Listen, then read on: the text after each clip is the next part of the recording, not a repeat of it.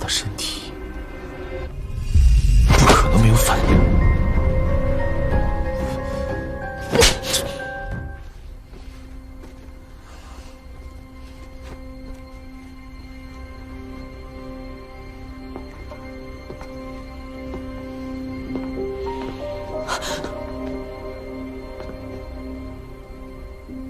你真的什么都不记得了吗？我跟你很熟吗？曾经有个女人对这果汁过敏，她很善于伪装，也很会骗人。只要她想，她就可以用她这双眼睛蛊惑人心。听起来很厉害的样子。他是你喜欢的人？不是，他是我活着我就不会放过的人。这么可怕？还好我不是他。不好意思，让一下，你挡路了。一个人可以假装忘记，但他的身体不可能没有反应。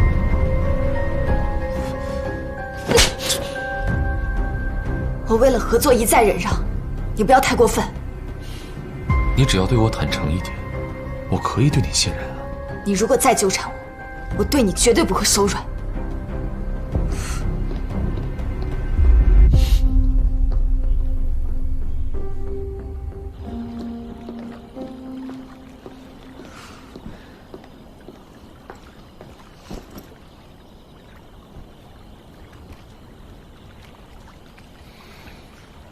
你明知自己过敏，为什么还要逞强？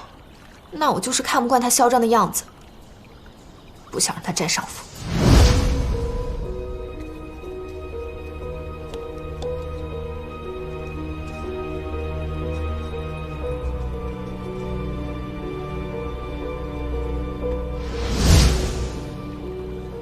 我也看不惯他那个样子。他以前追求过你，但是你现在也看到了，他就是个不招女人喜欢的人。可是我真的搞不明白，他为什么对我这么大敌意？是不是我当时在芒北的时候遗漏了什么记忆？为什么我治疗了这么久，一点都想不起来呢？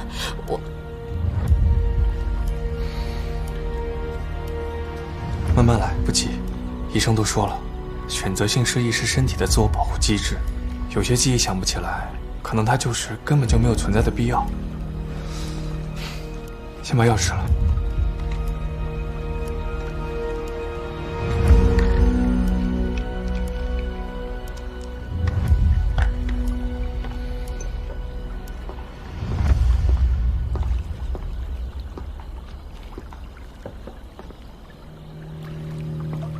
这份合同，就当我送给你的见面礼。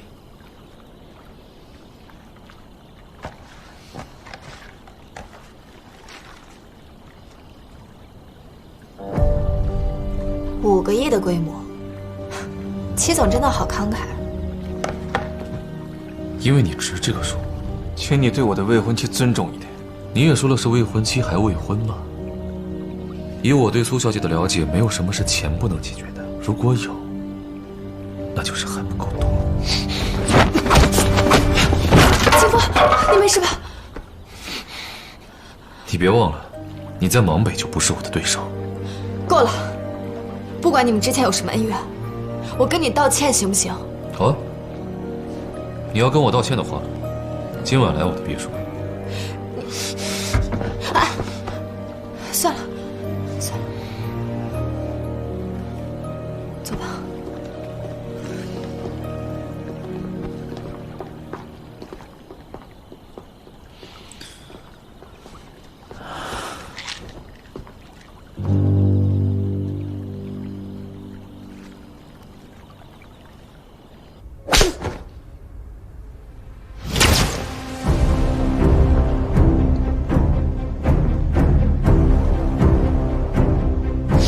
你这个假女儿就不必出现了。可是你承诺我的还没做到。你让我找的人，我已经找到了。他在哪儿？芒北。苏世德已经修改了遗嘱，快去找你弟弟吧，就不必在这里假扮苏世德女儿了。放心吧，你这个假后妈，我早就受够了。之前跟你提到的那个女人，应该已经到芒北了，剩下的就看你的了。知道了。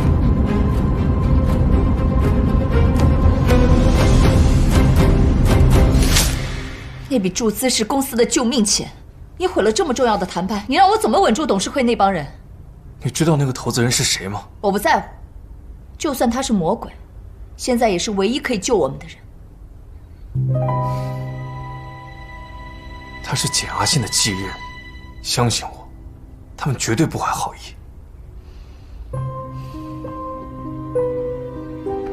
你不要忘了你当时怎么跟我保证的。董事长去世之后，你让我继续隐藏夏末假千金的身份。你说过你会利用他的感情，然后把股份套现，带我远走高飞。李清风，我的耐心已经不多了。她马上就要嫁给我了，我们的计划一直没有变，是你太没有安全感了。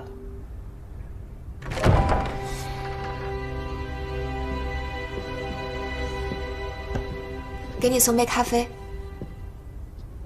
我刚刚听到你们好像不太愉快，是因为那5亿注资的事情吗？那又怎么样？不也被你跟李总搅黄了？白总现在心情不好，别往心里去。先出去等我，乖。嗯。